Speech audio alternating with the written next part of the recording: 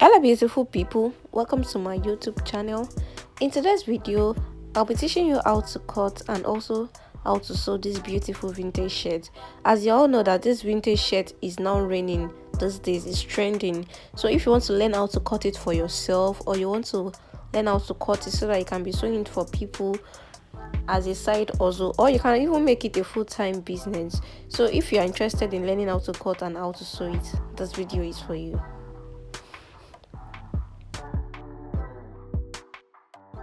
Welcome guys, so let's draft our pattern.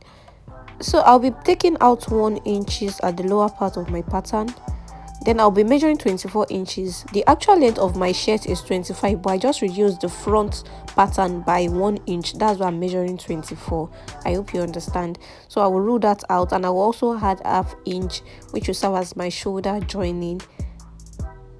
So I'll place my tape rule the way I'm placing it on the second line there, and to be starting from 1 inch. That is, that 1 inches upwards signify the 1 inches we remove. 25 minus 1, that's 24. Then I'll measure my bust length, my waist, and the lower part will be my hip, obviously.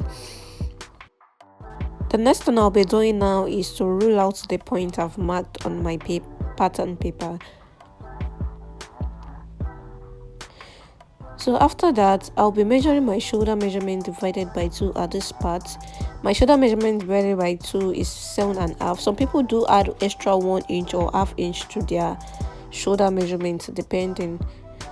So I'm going upward by ½ inch from my bust length. This will serve as my armhole. Normally, if I want to draw my armhole, I'll move up by 1.5. But because this is a shirt and it's free, so the armhole cannot be tight. That's why I'm just going up by ½ inch from my bust length. Then from this point here, I measure 2 inches downward. Then I'll be slanting it to that point over there that I marked 3 inches at that point over there. So it is 2 inches. So I'm trying to check if it is actually correct. Then I'll connect my shoulder measurements just straight down. So I'm trying to measure it to know if it is accurate. So 7.5, your shoulder measurement divided by 2, you mark it down here. Now I'll be measuring my bust measurement. That is my bust divided by 4.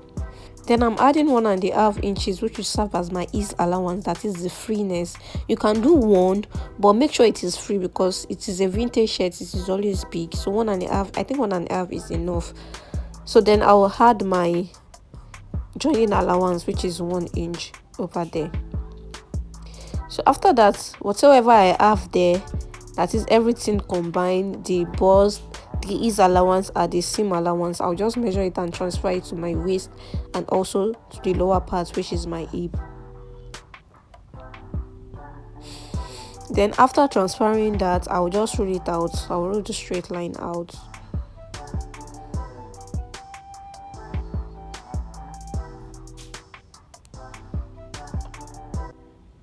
So now I'll be cutting out the front pattern. Please note, this is a shirt. I will still add my folding for the front of the shirt. I'll still add it later on. I'm just drafting this. I'll still add my folding. So now this is the back pattern.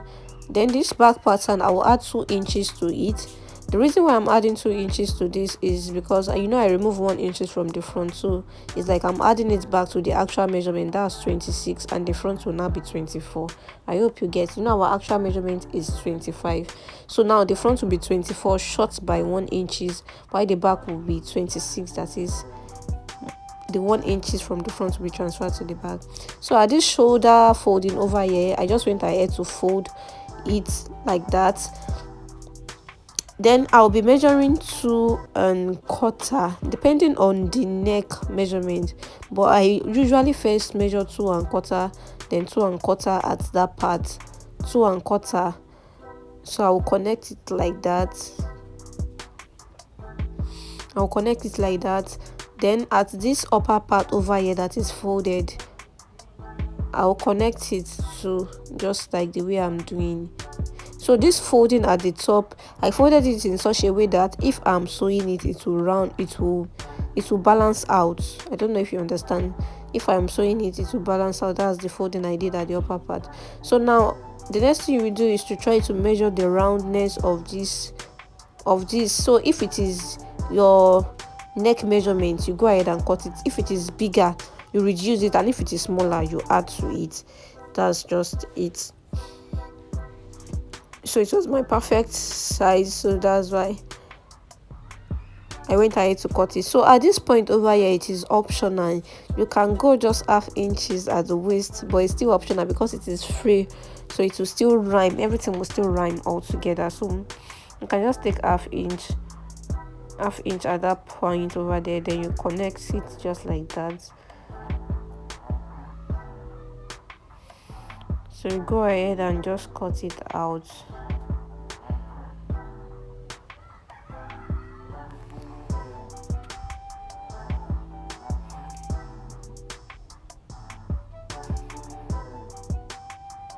If you haven't subscribed to my YouTube channel, this is the right time to subscribe. Please subscribe, like, comment, and share. Thank you. So now the next thing I'll be doing is to add extra 2.5 to the front pattern. 2.5. This will serve as the folding, that is the 2 inches folding and half inch, which will serve as an overlap. So now let's cut our sleeve pattern. So first of all, I measured 2 inches over here. Then I'm using my sleeve measurement of 8 inches, just 8 inches. So I'll rule that out also. Then I'll just use I'll measure the roundness, but before then I'll just use a free hand to just draw this armhole, just like that, just like the way I'm doing, just to draw it. Then my cuff measurements, it will be free, it won't be perfect size, so whatsoever you want to use, you add it there. Then now I'll measure my armhole, which was 9. Then I'll add 1 inch joining allowance, that is 10. So I'll just connect it just like the way I'm doing. So this will serve as my sleeve. So I'll just go ahead and cut that out. So now I've went ahead to cut my fabric, and this is the front pattern. So the 2 inches I told you about is this folding.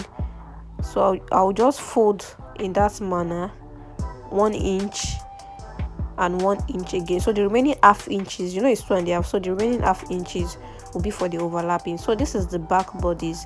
I went ahead to cut this small part at the back of the shirt, which is like 7.5 inches long, just like the same pattern of the front. So I'm trying to explain here that if your pattern is like striped like this table, so when you are cutting this half something, it won't go like the pattern of the main bodies, so it will go slant, so that it will not just rhyme. So they will be like, you will cut it in such a way that this small one will be different from the back one. I hope you get. If it is vertical, let's say the back body is vertical, so the smaller one will be horizontal. So now I've just went ahead to pin that, and also, so this is my sleeve. Also, I'll go ahead and hem it with 1 inch, in 1 inch out. That's the 2 inches. So I'm trying to tell you that I added half inch at the upper part of my pattern. Then I'll be sewing this, folding it with 1 inch in, 1 inch at the other parts. I'll be hemming it. We added 2 inches, so that's why I'll be using 1 inch each. So this is the front bodies. I'll just go ahead and fold it in. So this is what I have after folding. This is what I have after folding. Then this is the back. Okay, this is the second part also. So this is the back bodies. I've went ahead to sew it. So I'm trying to measure it again in case I think I forgot to measure it. So it's like 7.5. So you can do between 6, 7, 8, depending on the fabric you have. But I think 8, you shouldn't go beyond 8 or something. I don't really know, but I feel you shouldn't go beyond 8. But 6, you can do 5, 6, 7, 8. So now I'm trying to place the front bodies on the back bodies, that is right side facing each other. Then this back bodies is 2, so I'm trying to sew it in such a way that the front bodies will now be in between, so it will cover it up. That is, the joining will be kind of inside, so that's why I folded it in this manner. So if you don't understand, you can just sew the way you understand. So I've went ahead to sew it, then I've went ahead to iron it. As you know that our back bodies is longer than our front bodies, so when you are done sewing, you will notice this part over here. You see that the back bodies is coming towards the front. The back bodies, yeah, is moving towards the front. That's how it should be, and it's like 1 inch. Yeah. So now I'm trying to measure my armhole to know if the armhole of the shirt will fit in, and it is correct. So I'll just bring my sleeve that I've hemmed, and I've notched the midpoint over there. I've notched it, so I'll just bring it and attach it to the body of my shirt. Note that you will attach it to this upper part, not this part you sew, is the part you've ironed. That's where you attach it to. Then you just pin it around, then you sew. So after sewing, this is what I have. Then I'll just turn it to the wrong side and join the sides together, but I want to leave a opening, like in an opening at the lower part of my shirt. I don't want to sew it downward, so I want to leave an opening like 4-5 inches. So I'll be doing 4 inches. You know, we have 1 inch hemming allowance, so altogether that will be 5. So I'll just use my chalk to note that point, so that when I'm sewing, I'll just stop there. It's just like a slit by the side, so I'll do the same thing too for the other side here. I'll measure my 5 inches, that is 4 inches for the slit and 1 inches for the hemming, so that's the 5 inches. Then I'll just go ahead and sew the side by 1 inch, which was our sewing allowance, just 1 inch. So after sewing, I've went ahead to iron it, and it looks really nice. My shirt is coming together really nice. It's coming together really nice. The only thing remaining now is this the collar and the button. So now let's fix our collar. So because of time, I did not really explain how the collar I used was cut, but if you want to know how it was cut, I'll drop the video after this tutorial so that you can understand, because I don't want this video to be super long, that's why. So I'll just measure the neck of my shirt to know if I'm still on the right side.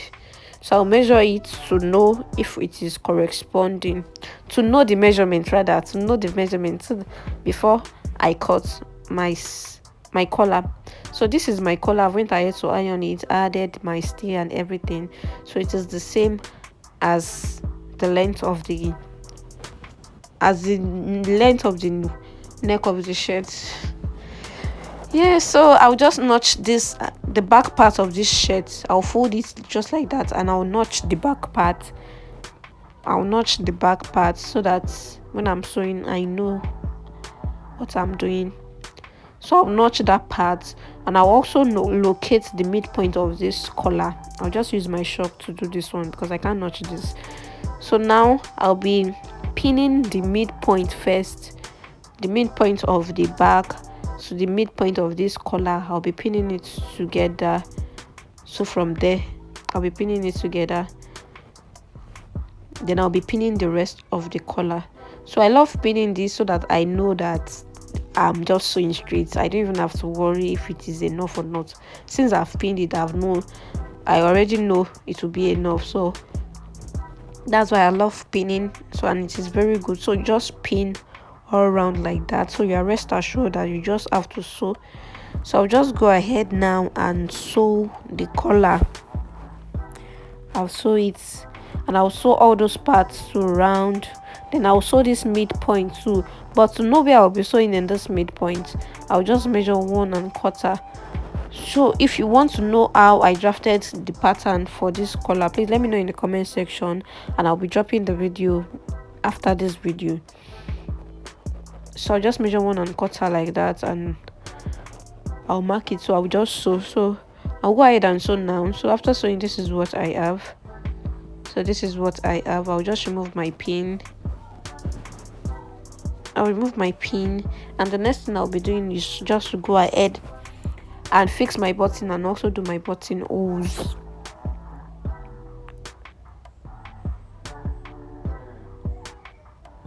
So if you don't have a button holes machine, it's always important to just take it to all those people that do it so that your work can be neat. So this is the color after fixing, and this is the final outcome of the shirt.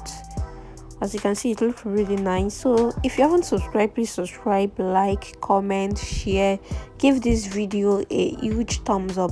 Just click on the like button. Yeah, so thank you so much for watching. If you have any suggestion, any contribution, or any question, just let me know in the comment section and I'll be glad to reply you. So bye.